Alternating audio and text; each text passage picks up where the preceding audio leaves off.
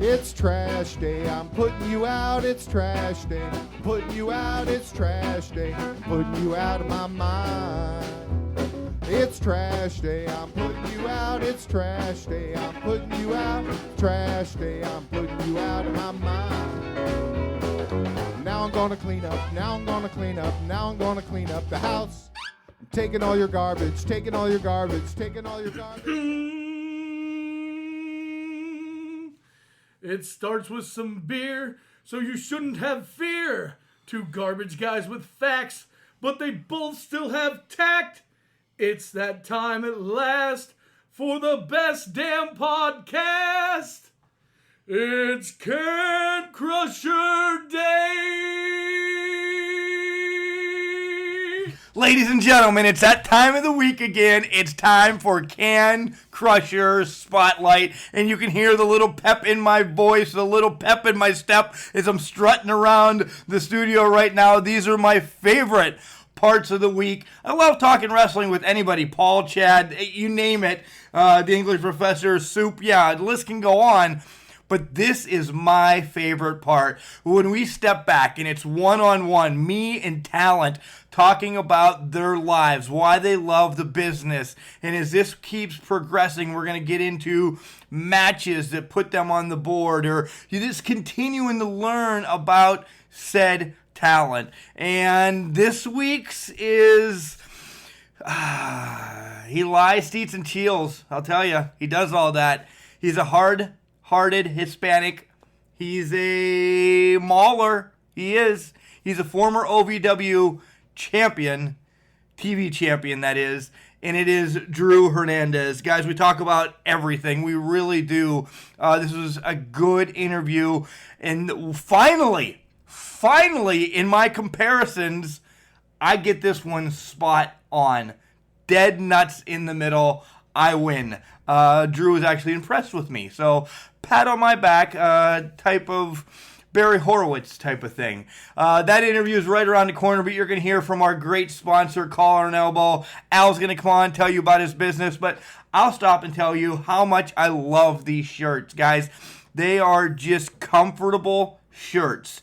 Hats, hoodies, tees, anything you need, wrestling fan apparel. Al Snow and the group at Collar and Elbow have it. So make sure you get on collarandelbow.com. Use OVW for 10% off, and you'll get a sweet deal. All right after this, Drew Hernandez is coming up, guys. Wrestling. A love and a passion we all share. I've started a wrestling brand. The wrestling brand. A brand founded on the aspects of wrestling. Two entities working together to create a product that connect emotionally for people everywhere. Collar and Elbow is the brand. Passion and love for wrestling is the drive. I am Al Snow, and this is Collar and Elbow, the wrestling brand.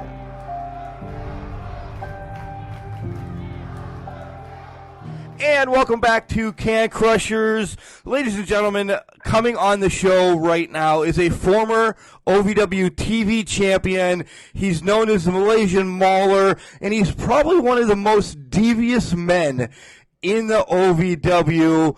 I give to you Drew Hernandez. Drew, how are you doing tonight? I'm good. How are you? Good to be on the show. Thank you. Yeah, nice to connect and get you on the show. I'm doing well. So let's rewind a little bit and get the whole story of Drew. Then we'll get into talking about some wrestling. When you were little, how did you discover wrestling? Was it, mom or dad, a grandfather? What's the crazy story how you became to love this sport? Well, really, I knew I wanted to become a professional wrestler when I was 7. Like, growing up with 3 brothers and just always watching professional wrestling growing up. I knew it was something that I loved, and that was my getaway. That's what really I enjoyed as a kid, and still growing up all the way until me being 21 now. Did you guys have a ton of matches in your backyard? I could only imagine three brothers and just going nuts in the backyard. Well, yeah, all four of us. It really wasn't in our backyard. It was more so in our bedroom. We went through a lot of mattresses and dressers and furniture and things like that. Were your parents supportive of, well, not spending the money all the time, but did they see that you had this passion? Oh, yeah. They hated the fact that we went through so many mattresses as a kid and that we broke all of our furniture in our houses, but they let us watch it. They let us go to shows sometimes when we can afford it, but for the most part, yeah, they watched it with us. That sidebar real quick, it sounds like one of the stories. I was always the one that would host the pay-per-views, and one of my co-hosts kind of powerbombed me through my mom's recliner one time, and that put the nix to ever having pay-per-views again. So I understand your parents' pain. So who are some of your favorites growing up? Oh, man.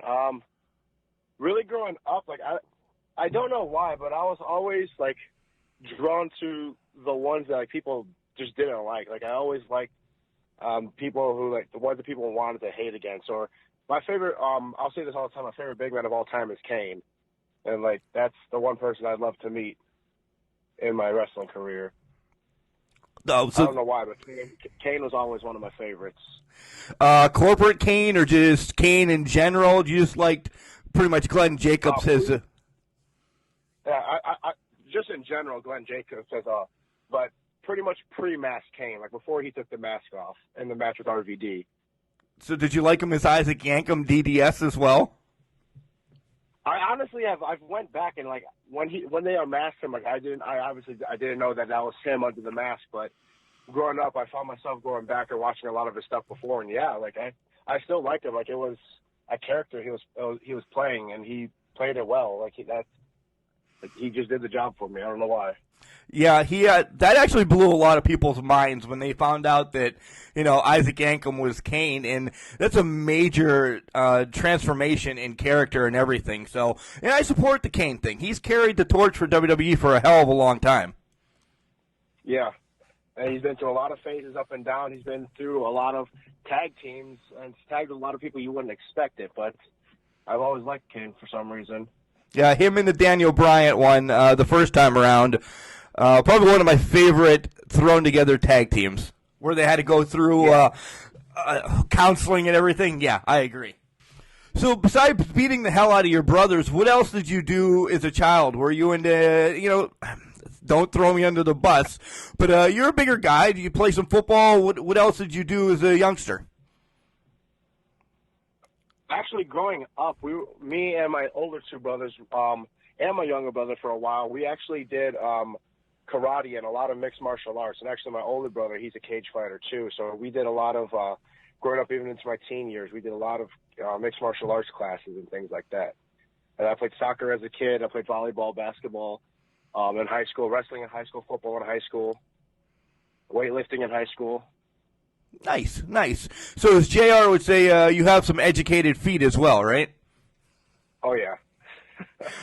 So what was the deciding factor? I loved it. Everybody on this podcast loves it. We all love wrestling, but what pushed you into being the professional wrestler? Was it, once again, mom or dad saying, damn, you've broken enough stuff. Maybe you should go get paid for this because you're pretty damn good? Honestly, I knew that I wanted to do it when I was 7. I knew I wanted to be a professional wrestler, but for some reason it just seemed so far-fetched, like that it's so out of reality that that's not something that could be done. Like I don't even know where to start. I don't even know where to begin. And so I really just focused on going to play college ball or going to college. And like I had a scholarship to go play with Purdue football for D lineman. And I decided to, that fell through. And then I decided, you know what, I'm going to take the risk and say, the hell with it, why not? And become a professional wrestler. There was another school I was looking at, but OVW for some reason just pulled me towards it. So I packed up, grabbed all my things, packed it in a minivan that I just bought, and moved to Louisville, Kentucky. Yeah, you're clearly listening to the podcast because you knew the next question was why OVW. So Did you watch it younger? Did you see a lot of OVW? Because we know everybody who's come through OVW. We can list every episode if we want to. But was that part of the draw too? I started looking up wrestling schools and like where I can get trained and things like that. And the one that popped up that I was actually going to was the Black and the Brave, the one that's by Seth Rollins, one by Seth Rollins. Right. I forgot the other coach's name, Merrick Brave. Yeah, that's it. That's what it is. But that was the one I was going to. That's the one. But then OVW, I knew of OVW, and I knew that it was a school. And like I saw the ads online, and I started watching a lot of the episodes, and I did a lot of my homework. And then every single time I was watching the episode, it was the commercial. Is this your dream? Matt Capitelli, he can come train you. And I'm very glad and I'm honored that I got to be trained by Matt Capitelli. So that brings me to the next question. Again, you're reading the rundown. Let's talk about some of your trainers. You have Capitelli, you have Rogers, and now Al Snow within the last year and a half. Let's break them down individually. And what have you learned from each? Starting with Matt, of course. With Matt, it was a lot of repetition. It was a lot of learning the basics. It was really just a culture shock. Okay, this is it. This is the ring. This is how you run the ropes. This is how you do certain things. It was a lot of the basics. It was a lot of learning how to do things and learning that this is professional wrestling. With going to Rips and then Al even more so now being trained by him, it's more of piecing everything together, knowing to do something for a purpose, knowing that everything in the ring has a purpose. Yeah, the knowledge between the both of them is intensive, isn't it? Oh, definitely. And I honestly couldn't thank Matt Capitelli enough. Like, he's the guy that he got me. OVW got me here, but Matt Capitelli is the one that got me to stay. Like, I was, like, a lot of people, they don't know this, but I don't really mind saying this. Like, I'm an open book, but I first moved down here, and when I moved down here, I bought a minivan. And I just literally packed all of my stuff in the minivan, and I was just living and sleeping in my minivan for 6 weeks doing Matt's class. And like he knew it was getting hard. It was getting hard on me, and it was getting tough. And it was like the first time really being away from home and all my friends, not so much family, but all my friends, just home in general. And he's the one who told me to stick around, and that I could really make something out of myself in this business. So I really want to tip my hat to Matt for that. Yeah, that's a story that you don't hear a lot. Drew, on that same note, how many times were you ready to, start the car and go home?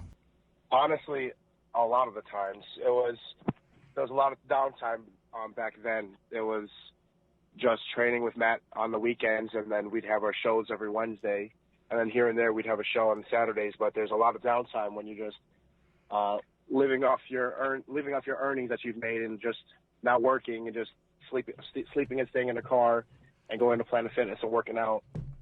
A lot of downtime. A lot of time to yourself thinking in your head. What did you do to pass the time? I mean, did you just stay at Planet Fitness? Did you go for runs? I mean, this is an intriguing story now that many don't hear firsthand. So let's stick with this a little bit. I would honestly sit in my car a lot of the time, windows down, car off. I never wanted to kill my car because that's what I needed. But it was a lot of time between going to Planet Fitness and going on runs, like you said, and just walking around Louisville. Like, it was a new city to me, and I just didn't know anybody here. I didn't know where anything was at, and just walking around with GPS on my phone, just trying to find anything that I can go do or somebody that I can go hang out with. And then the family came along, as I use family in air quotes, the wrestling family. And after that 6 weeks of, hard times, how did that switch into you hanging out with so-and-so and so-and-so and getting your feet underneath you? How did you become who you are now that you're all right? Yeah, definitely. So it was one Wednesday after the show, I just ran out of silverware in my car, and I went back inside and I asked Kim, who runs concessions at OVW, I asked her if I could have a fork so I could eat a can of soup that I had in my car. and like she gave me the fork, and like she like gave me this weird look. And I guess she said something when I had walked out and I left. Because at that time I was, like, sleeping. I had, like, parked my van kind of, like, behind the building. Like, I didn't really want anybody to know that I was, like, staying there. But, like, I guess she chose somebody. She said something to somebody. And surely enough, like, out of my luck, Dave Harmon, the referee at OVW, he told me that I shouldn't be sleeping in my car. Like, it was almost Thanksgiving at that time, that I should come stay with him. And I was really thankful. And that's a whole story in itself. And like now, like Dave Harmon's one of my best friends now here at OVW. And Matt Capitelli got me to stay here, but Dave really helped me out when I needed it. And I really appreciate that. That is truly unbelievable. What somebody you don't even know. You know, he's a referee now, folks. If you are continuing to watch OVW, he's the one that looks like Dean Ambrose. We'll just throw it out there. We'll knock him for that, right? Yeah, everybody says that's it. Everybody likes to mess with him a little bit, saying Dean Ambrose. Right. So I think he finds fun in it too. So it's kind of funny. Yeah, speaking with him at the block party a little bit, he takes the goat. You know, he's a good guy. He really is. He's not like Daniel Spencer, who's a horrible referee. Man, I don't know how many shoddy calls I've seen in matches. Right? Called by Daniel Spencer. Blowing everything. I don't know. I got to say, like, me doing my own thing, I don't really like Dave Harmon refereeing my matches. He's called me a couple times and disqualified me, but that's neither here or there. But don't worry. Leave it at that. We're getting on that subject here in a real quick minute. So this is the part that I kind of interact with you. Who is Drew Hernandez? A character like today, who would you reference him as? And I'll give you mine real quick. I see you as the Kevin Owens of OVW. I really do. You're going to do whatever the hell you damn want, and fans love to hate you. You know, they're going to give it to you all the time, but you find ways to win. Have it be good or bad, you're always there. So tell me how close I am. Honestly, that's pretty spot on. I appreciate that for that comparison of Kevin Owens. I grew up just watching a lot of YouTube and like a lot of people whose names are coming up on the indie scene, and then Kevin Steen was one of them. Turned Kevin Owens in NXT. Like he was one of them, and that attitude it connected with me because like a lot of people like they doubt they just doubt you at first sight. It's like, oh, he's not a real athlete, or he can't compete in this sport. And it's like, well, we can hang with the best of them. We can even do better than the best of them. And if we can't, we're going to find a way to win anyways. You know what I mean? Yeah, and you do find many ways to win, as you're probably the king of the low blow. You'll use change. You'll use anything. And is it just to beat your opponent down, or is it to get to the next step where you want to be? I'd say it's a mixture of three things. Those two things that you named of just to beat my opponent and beat them down and know that I can beat them in any way I wanted to. It's to get to that next level, to show them that I do belong at the top. I do belong in a title picture. And it's to just show the fans. They love to hate me. Well, I'm going to show them that I have a rule book. I have the OVW rule book, and I know all the rules, and I'm going to use that rule book to my advantage to expose every rule for what it is, showing that how it can be exposed and how it can be used against anybody that I want it to be used against. And you did that when you started with the TV title gauntlet. There was times you would just blatantly kick people down below, and the ref was looking the other way, or maybe Daniel Spencer was looking at the sweet Can Crusher banner hanging in Davis Arena. But the TV title one, you ran roughshod through that division for a while, taking it from Jesse Goddard's from TNA and Impact and Big Brother. How was that, putting it to him? Honestly, that was fun. I came out there, run for the ropes this year, and I just got to beat down on somebody who just came back that previous Wednesday, and everybody decided that they just wanted to cheer him. When I go out there every single week and they want to boo me, So it was fun getting to beat up on somebody that everybody loved. It was fun getting to beat up on a name like that. It's just a name that I could add to my list, just like I added a lot of people's names to my list in that gauntlet. I'll tell you this, there's been 27 gauntlets. I've been in 23 of them. I've faced 57 opponents. Yeah, defeating most of them. Yeah. So you recently had, I'm just going to run through the titles because you recently had an Anarchy title match against Sin Bodhi, and it didn't go your way, but I don't think that story's being told yet, right? If I have anything to say about it, which we've seen from ever since I came back to OVW in September, that my say-so does matter a little bit. I do have a little bit of pull, but I don't think that story's fully told yet. If Sin wants to bring that Anarchy title back when we go fight for freedom at 4th Street on September 11th, I'll be more than happy to take it from him there in front of all those people. Yeah, and Sin Bodhi never spoke to the guy. Hopefully we get him on Can Crusher soon, and he kind of has the whole Universal Championship, Anarchy Championship kind of going because it's not on TV but every couple months. You know, that's we need an Anarchy champion in OVW that's going to represent, and that could be you. Exactly, and that's what I was saying. I'll tell you that about 2 or 3 weeks ago it was when we had our fatal four-way to decide the number one contender for the Anarchy belt. They decided the people they were like, oh, who's a shoo-in for this match? Let's see, it's Dustin Jackson, then it's Dimes, and it's Randall Floyd. All these crowd favorites, all these people that the fans love to cheer. And they just couldn't find a fourth pick. They were about to make it a triple threat match until I had to intervene, and I had to put my name in that match because I am a number one contender for that match. I shouldn't even have to have been in that fatal four-way match, but regardless of the fact is I was, and I still won.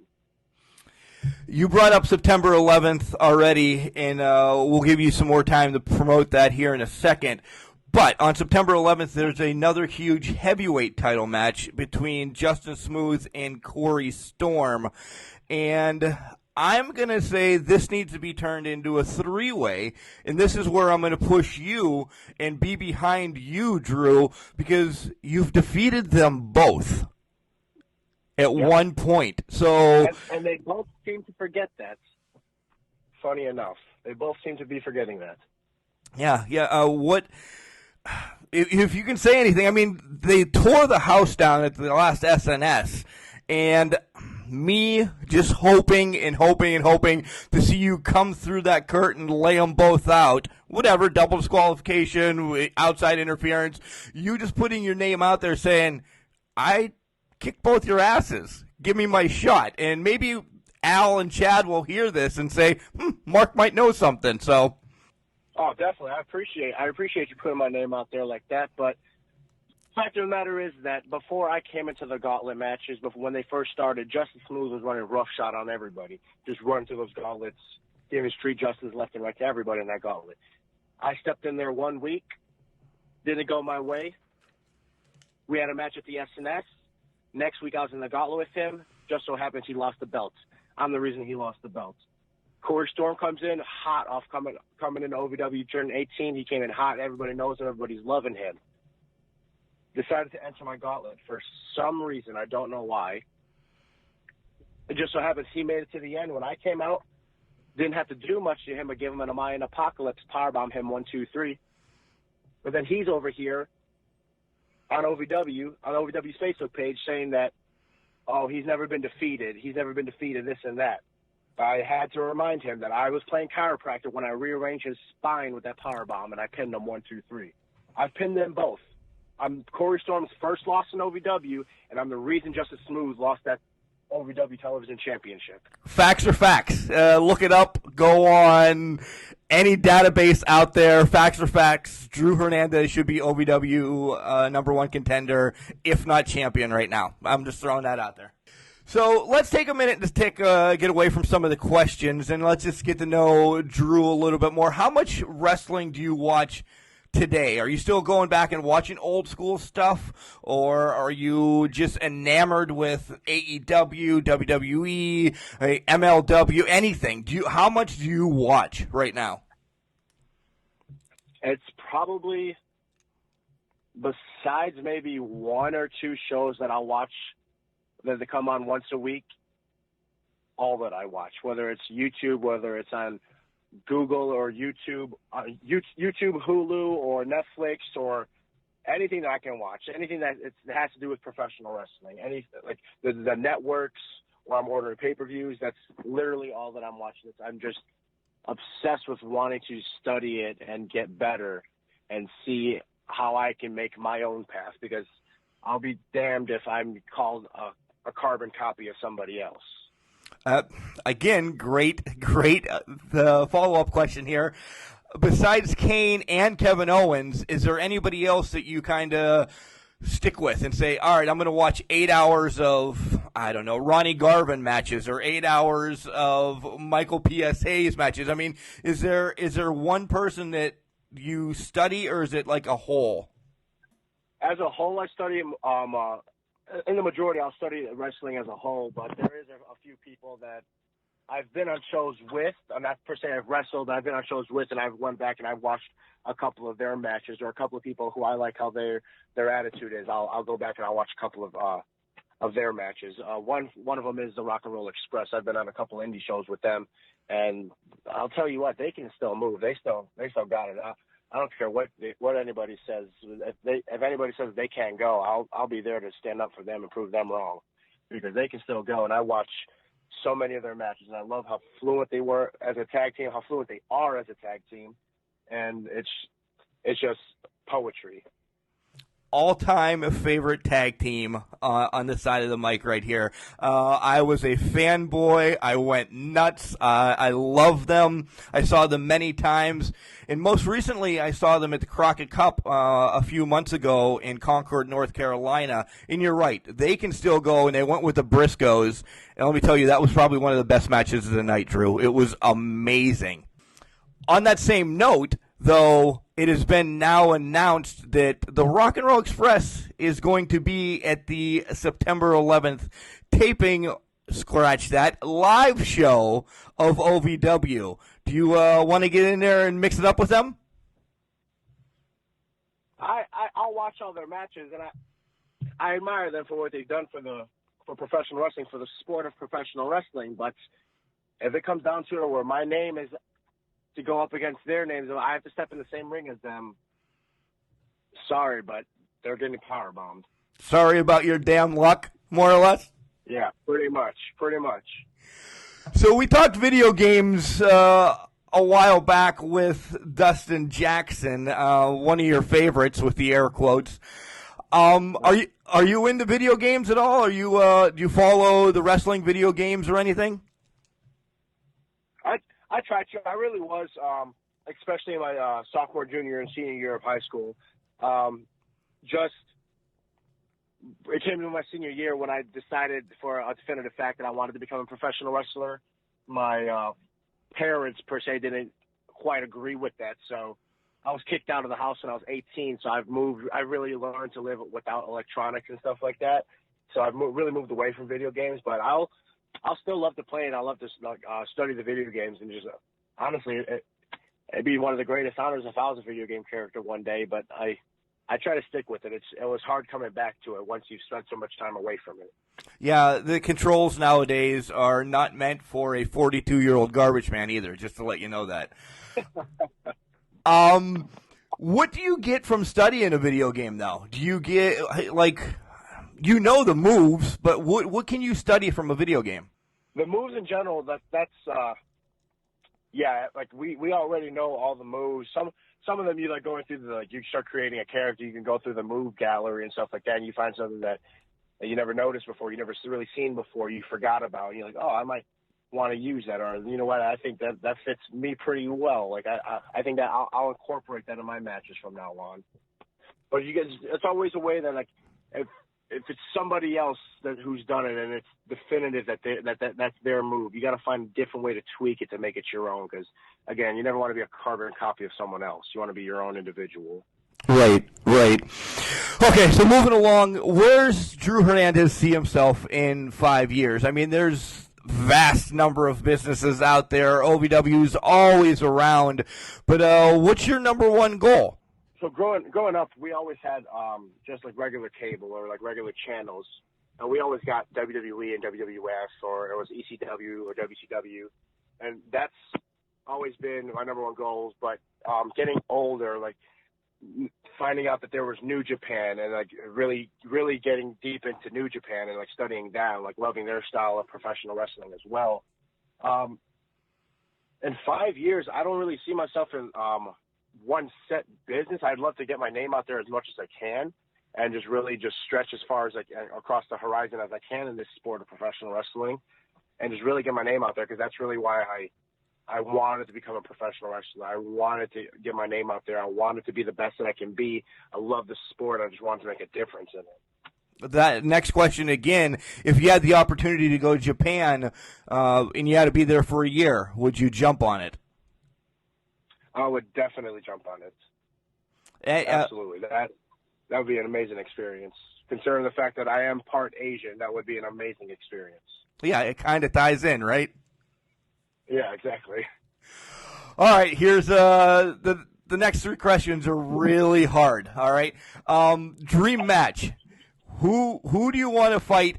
And it doesn't need to be tomorrow or within 5 years, but at some point in your career, and it can be anywhere. You know, go in the past, in the future, whatever. Who do you want to fight? What's the stipulation, and where do you want it to be? Whew. Oh man, that's a loaded question right there. It is. You don't think it is, because it's a play question, but it's loaded. It's very loaded. I don't know. You never really want to step in the ring with somebody who you see yourself as being a lot of, just because you feel like they're going to know you best. But if I had to say a dream match, I've been watching, maybe not when it was live, but even when I'm going back to when they first started, but I've been watching so much of Samoa Joe. I'd have to say Samoa Joe. Okay. Any special stipulation? No holds barred. It can't have no rules. You know how much we both love breaking the rules. There couldn't be any rules there. And then a final part to this question, where? Do you want it in your hometown? It's up to you. Do you want it that your family can actually see, hey, look at this, Drew has made it? Or do you want it at Madison Square Garden? Or let's move it all the way over to Japan. Where are we going with this match? Oh, no, that's definitely got to be an all-state arena in Chicago. That's definitely got to take place in Chicago. For any reason? That's home. Okay. I was another big fan of CM Punk and like just hometown hero, and I'm so mad at myself that I never got to make that pay-per-view with Money in the Bank of him and Cena. CM Punk's one of my favorites. That's why I got the tattoo on my arm. I can't disagree. In hopes, and I'll keep begging, I'll keep be on that bandwagon that he heads over to AEW in time. Have you got to watch any of AEW? Do I watch any of it? Yeah, I love it. I think it's great for the sport that it's not so much of 2 or 3 big companies in the runnings anymore, that this really mixes everything up. This really throws a shuffle to everything. Everything isn't here or there anymore. There's options. So I love the entire idea of OVW. I love that the guys running OVW, that they are doing it for the sport of it. They're doing that. They are wrestlers to their core. And a final question, and then we'll just break in this, talk about some random other stuff. What advice do you have for youngsters just getting into the business? You know, recently we had the OVW draft come to a culmination, and you had the likes of AJ Daniels, Dustin Ridings, Danny.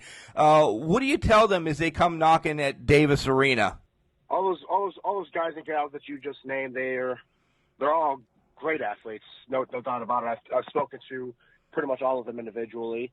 If I had to give them any advice, it'd be they're all great athletes. They may have done a lot of sports before in their life, but professional wrestling is a different kind of animal. Professional wrestling definitely takes a different kind of toll on you than any of those other sports do. So just stick with it. Nice.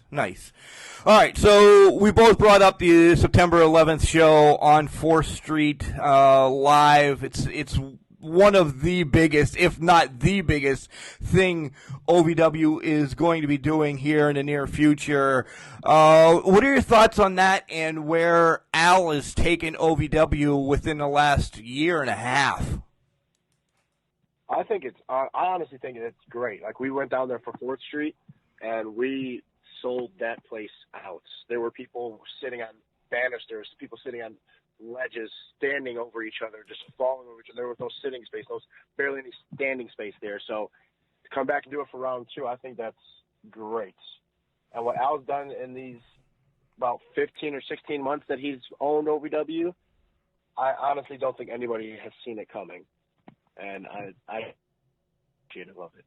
Yeah, from the network to more podcasts coming on to anything. Al is just taking OVW and he's making it he might have started with a pebble. Name again. Yeah. He might have started with a pebble, but now it's a boulder rolling down a hill and making waves. Yeah, OVW's definitely always had that name. It's definitely always had like the history behind it, but Al Snow's really pumped life back into the company. All right, Drew, I know you're a busy man, and I know you're going to be heading right to the gym right after this, I'm pretty sure. But let's find out, where are you on social media that everybody can follow you and, keep watching you kick some ass in OVW? Yeah, definitely. I'm on Facebook at Drew Hernandez and Instagram, Drew_Herc. That's HERC. All right, Drew. We're gonna let you go, and we'll see you here in the near future as we make the trek back down to Kentucky one more time. Oh no, definitely. It was really good being on it. Really appreciative. So, guys, that was Drew Hernandez, and what a story we heard at the beginning of the interview, where he lived in his van for about 6 weeks outside the OVW arena. Just living there, going to the gym, going for a walk, going back to wrestling, going back to the van, just hanging out, learning Louisville the way that, many have in the wrestling business. This is a year and a half, 2 years ago. You think those stories aren't there anymore. Folks, they are. And Drew Hernandez is one to show you that say, hey, right here's my story. This is what I love wrestling for. This is why I'm going to continue the passion, and I'll give up a house to get my training. Thank you to Dave Harmon for scooping him up and taking him in and everything. Otherwise, who knows where Drew could have been. Other great stories. How about me getting it right, nailing it with Kevin Owens? Yeah. High five for Mark. So much, guys. Drew Hernandez, the Mayan Malaysian Mauler, the hard-hearted Hispanic. Make sure you give him a follow on all the social media pages that he just talked about. And make sure you continue watching him on OVW. And guys, you can get the OVW Network for $4.99. OVW Network, $4.99 a month. You get all of their past content. You get the SNSs. You get some training videos. More to come in the near future on this OVW network. Let me just tell you that. Thanks to Al Snow and Chad Miller, always making this possible. And thanks for Drew Hernandez stepping on to the garbage truck and taking a ride around his life, I guess, for a little bit with us. Guys, if you know anybody else that wants to be on Can Crusher, send them our way. It's cancrusher69@gmail.com. Send them a message on Facebook or on Instagram. We'll connect with anybody, and we'll bring them on the show. We'll interview them. We'll talk about this. We'll talk about that. And we have a lot more interviews in the hopper coming up in the near future, folks. Did that last run in Kentucky. I got a ton scheduled, so listen, maybe you'll hear your favorite here in the near future. But until then, remember, just because you're trash doesn't mean you can't do great things. It's called a garbage can, not a garbage cannot.